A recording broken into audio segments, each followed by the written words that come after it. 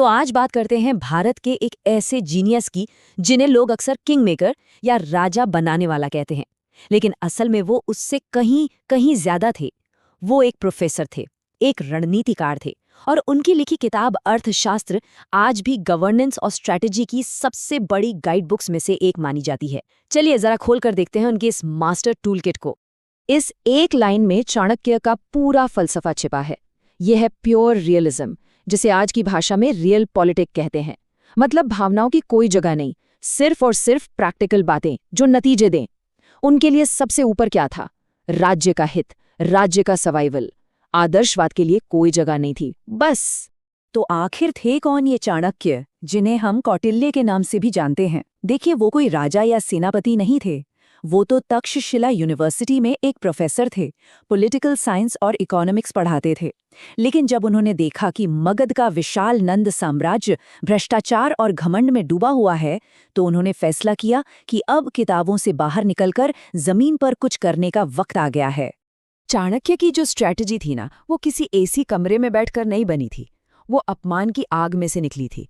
कहानी ये है कि नंद राजा ने उन्हें भरी सभा में बेइज्जत कर दिया, और बस उसी पल चाणक्य ने कसम खा ली कि इस घमंडी साम्राज्य को जड़ से मिटाकर ही दम लेंगे। इसी मिशन के लिए उन्होंने एक नौजवान में वो चिंगारी देखी, चंद्रगुप्त मौर्य, और फिर एक आम लड़की को पूरे भारत का सम्राट बनाने का जो मिशन शुरू हुआ, वो शायद दुनिया के सबसे बड़े पॉलिटिकल एक्सपेरिमेंट्स में से एक था।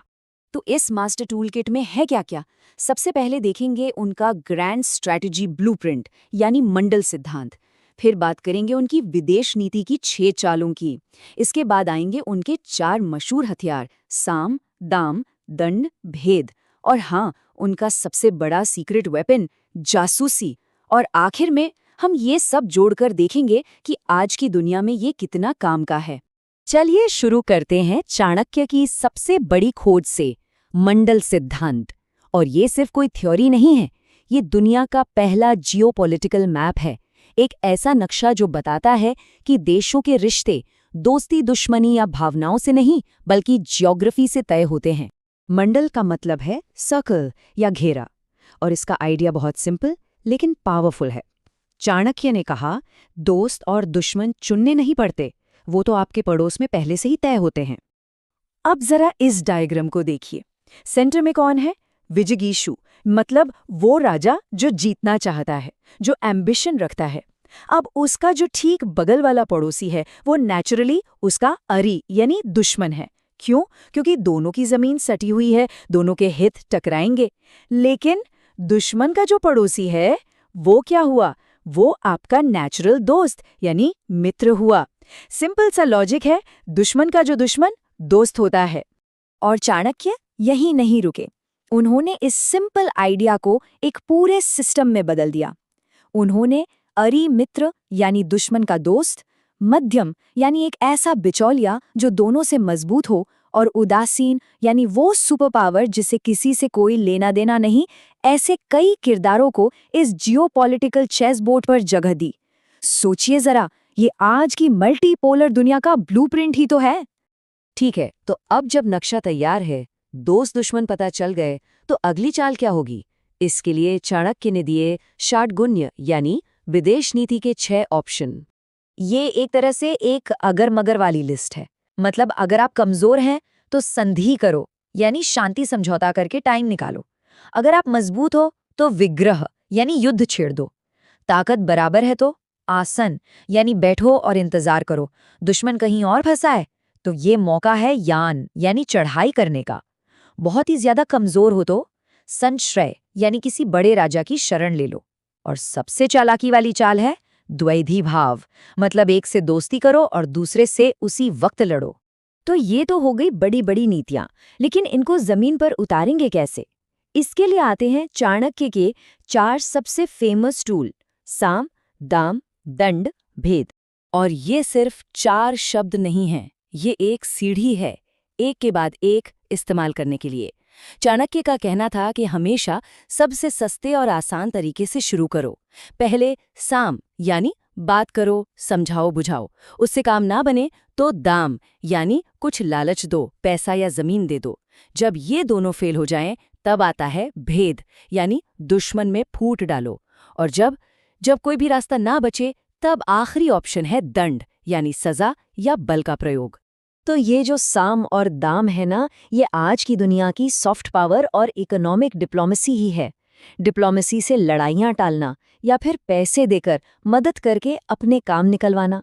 चाणक्य का सीधा सा हिसाब था, अगर कोई काम एक सोने के सिक्के से हो रहा है तो उसके लिए खून की एक बूंद भी क्यों बहाना। लेकिन भेद, ओह, ये चाणक्य का मास्टर स्ट्रोक था। ये एक साइकोलॉजिकल वेपन था। फूट डालो और राज करो। इसका सबसे कमाल का किस्सा है जब उन्होंने चंद्रगुप्त से झूठा झगड़ा किया। उनके दुश्मन मलय केतु को लगा कि वाह, चाणक्य टूटकर मेरी तरफ आ रहा है, और बस इसी गलतफहमी में उसने अपने सबसे भरोसेमंद लोगों को मरवा दिया। उसे लगा कि वो सब चाणक्य के जासूस हैं। नतीजा, बिना एक भी तलवार उठाए चाणक्य ने दुश्मन को अंदर से ही खत्म कर दिया। और फिर आता है आखिरी उपाय, दंड। लेकिन यहाँ भी एक ट्विस्ट है। चाणक्य के लिए दंड का मतलब सिर्फ बैटलफील्ड में आमने सामने की लड़ाई नहीं थी। वो तुष्णीम युद्ध यानी साइलेंट वॉर को ज्यादा पसंद करते थे। मतलब चुपचाप दुश्मन के इलाके में तोड़फोड़ करना, उनकी सप्लाई लाइंस काट देना या जरूरी लोगों को रास्ते से हटा देना। ये आज के कोवर्ट ऑपरेशंस का ही तो पुराना वर्जन है। लेकिन एक मिनट, ये सारी नीतियां, ये सारी चालें, साम दाम दंड भेद, ये सब एक चीज के बिना बेकार हैं, और वो है इन्फॉर्मेशन, सही जानकारी। और यहीं आता है चाणक्य का असली तुरुप का इक्का, उनका जासूसी नेटवर्क। चाणक्य के लिए जासूस सिर्फ खबर लाने वाले नहीं थे, वो तो राज्य की आंखें और कान थे। उसका पूरा नर्वस सिस्टम थे। वो दुश्मन की खबर लाते थे, दुश्मन में फूट डालते थे, सीक्रेट ऑपरेशंस करते थे, और यहाँ तक कि अपने ही मंत्रियों पर नजर रखते थे कि कोई गद्दारी तो नहीं कर रहा। अब सबसे बड़ा सवाल ये उठता है कि ये सब तो हजारों साल पुरानी बातें हैं, क्या आज की इस कॉम्प्लेक्स दुनिया में इनका कोई मतलब है? और इसका जवाब है, बिल्कुल है। जब हम चाणक्य की लिखी बातों को आज की मॉडर्न रियलिस्ट थियोरी से मिलाते हैं तो ऐसा लगता है जैसे कोई आईना देख रहे हों। राष्ट्रहित सबसे ऊपर, पॉलिटिक्स मतलब पावर के लिए स्ट्रगल, दुश्मन का दुश्मन दोस्त, ये सारी बातें जो आज के बड़े बड़े थिंकर्स कहते हैं, चाणक्य वो सब 2300 साल पहले लिखकर जा चुके हैं। इसी वजह से दुनिया भर के स्कॉलर्स चाणक्य को मैकियावेली और क्लॉज़विट्ज़ जैसे वेस्टर्न स्ट्रैटेजिस्ट के बराबर रखते हैं। लेकिन एक बहुत बड़ा फर्क है। मैकियावेली ने बताया कि एक राजा को अपनी गद्दी कैसे बचानी है। चाणक्य ने तो एक पूरा साम्राज्य बनाने, उसे चलाने और उसे दुश्मनों से बचाने का एक पूरा का पूरा ब्लूप्रिंट तैयार कर दिया, जिसमें इकोनॉमी, फॉरेन पॉलिसी, जासूसी सब कुछ था। तो आखिर में एक सवाल छोड़ जाते हैं। आज की दुनिया में जहां देशों के बीच पार के लिए होड़ मची है, क्या चाणक्य की ये प्रैक्टिकल और कभी-कभी क्रूर लगने वाली स्ट्रैटेजीज एक देश के सर्वाइवल के लिए जरूरी हैं, या फिर ऊंचे आदर्शों पर टिके रहना चाहिए, चाहे उसकी कोई भी कीमत चुकानी पड़े? ये एक ऐसा सवाल है जिसका जवाब शायद वक्त ही दे सकता है।